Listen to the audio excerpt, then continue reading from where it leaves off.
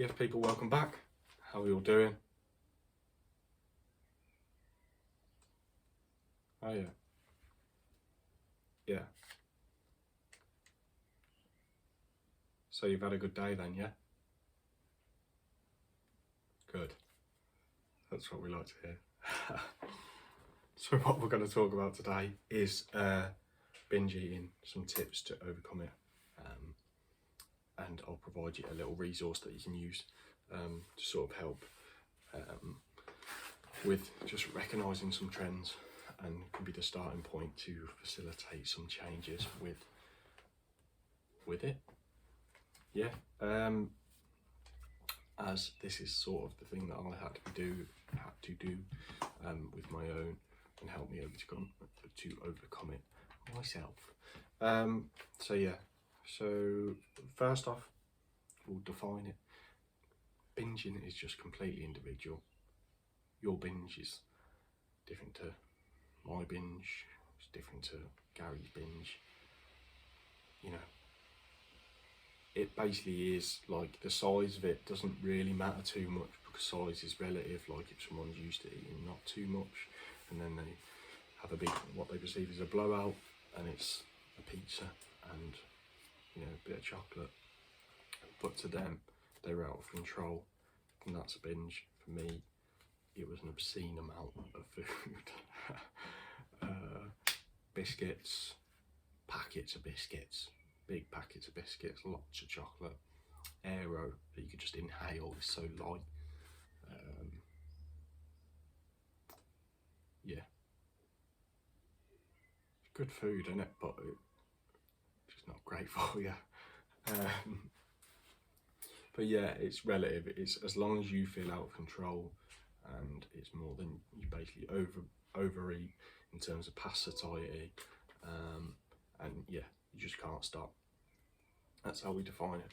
So the first thing that we'd look at in the little resource that I'll provide you, I've got my notes here, is time.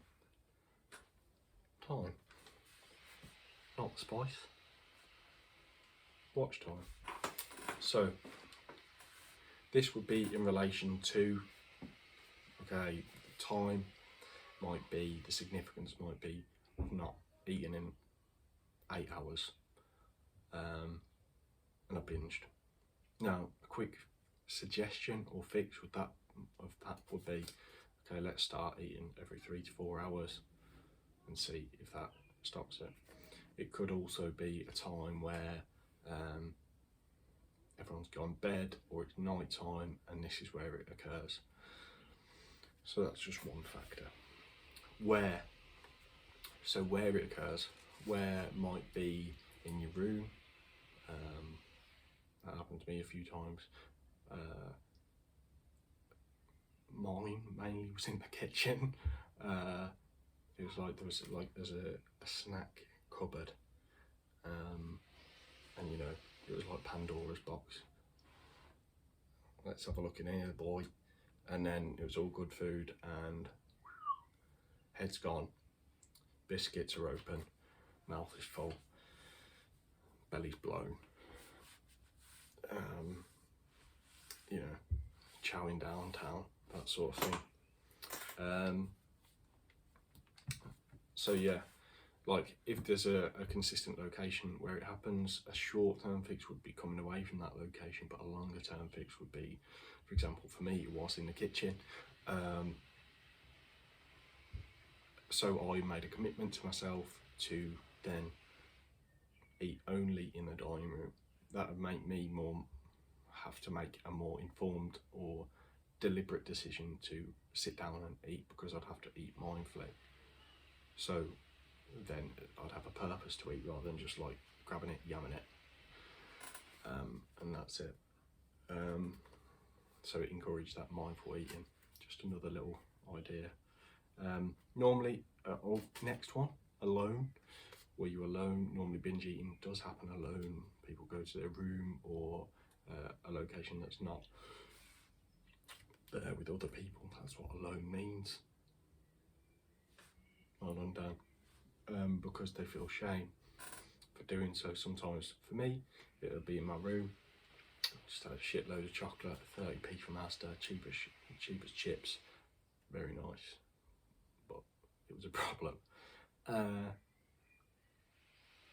However, sometimes you're not alone. I did it in front of people. It's not something, because you're out of control.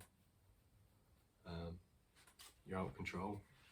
But we're just looking for consistency here, basically. And see what triggers it. Hunger, ratings from 1 to 10. 1 being low, or 10 being low, whatever you prefer it to be. But yeah, for me, 1 would be low, and say hunger, I wouldn't even have to be hungry, but if hunger and time correlate, then we can just literally just say have set meals here and there, and it can just be pretty easy. But if you're not hungry, then it's a deeper rooted issue. Feelings, what on a scale of 1 to 10, so the intensity of the feelings. So, you know, what feeling, so you'd have to name the feeling and then the intensity. So for me, what would it be? Sometimes I binge if I felt uncomfortable.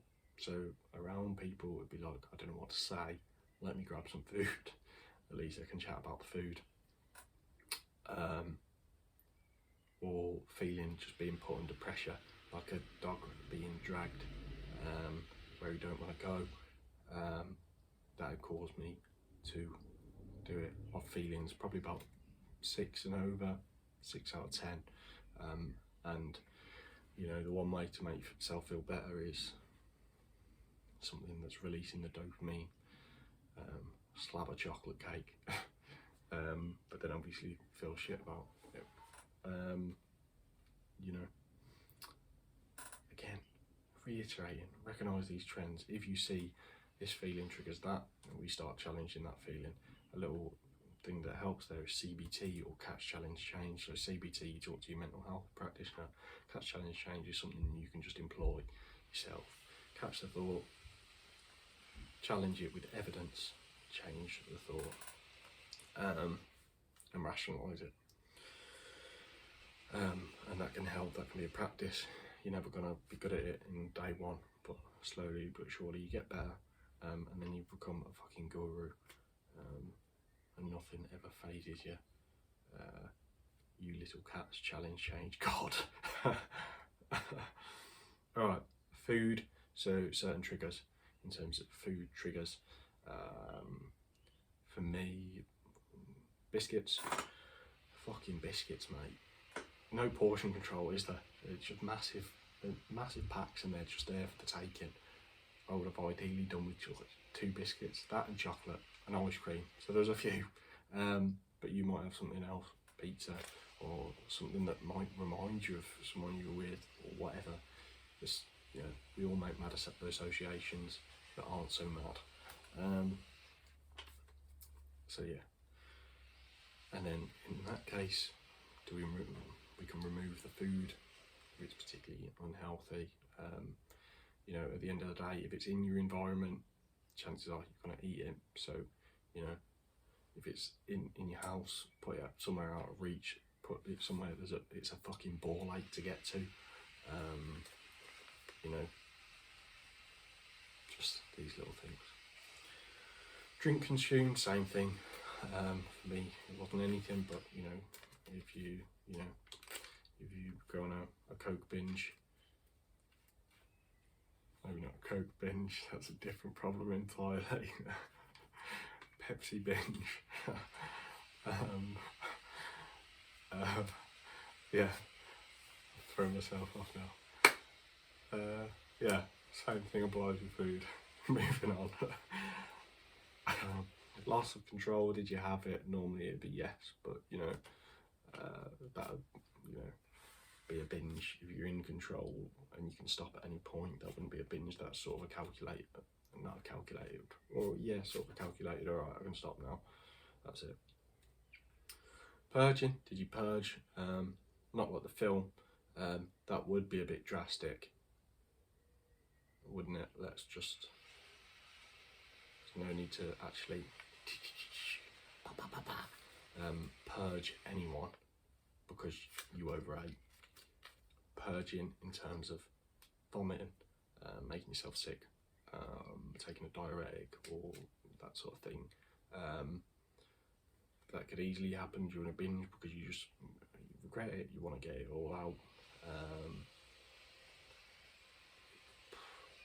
Does it happen? If it does happen, then it's probably more of a deeper problem, and you need to talk to someone. I had it sometimes with trying to make myself sick. A couple of times. It's not great. But when you start employing other tactics and being kinder to yourself, basically, and trying not to so you overeat and then under restrict the next day, and then it encourages the cycle, this binge restrict cycle. And when you start having a normal pattern of food and start bringing some of these things into play that we learned from the little table, then hopefully that can help. And then just any sort of side notes that you have that you can put on the table, anything that you recognise.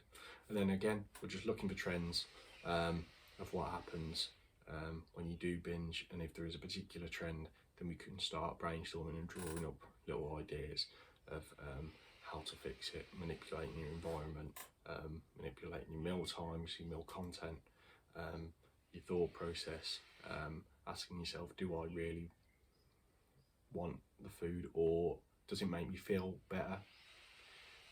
Would it make me feel better? Chances are no.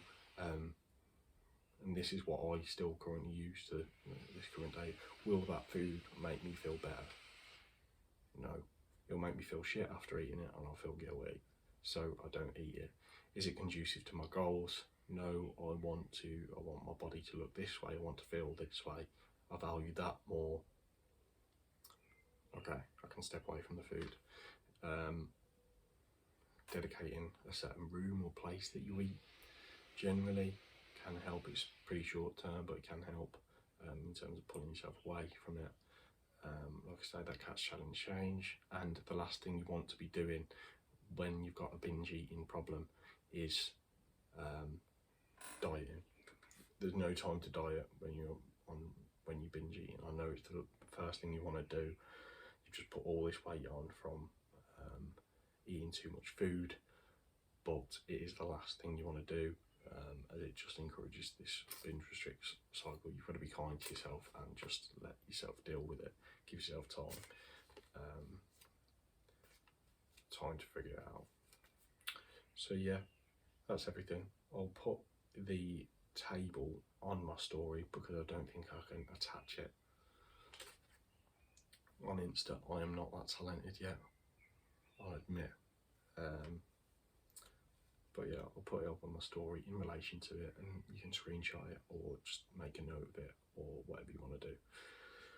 Hopefully someone talking about it pretty fucking normal makes it a bit more normal to you and open to, just chatting about it and admitting that we've got something going on, like most people do. So yeah, I'm open to chat. If you ever want to chat about it, I'm open to just questions and just have a little chin wag about it, helping you get through it. Any little techniques, techers, all them thing there. Yeah, so let me know. Alright, have a lovely day, my people. God bless.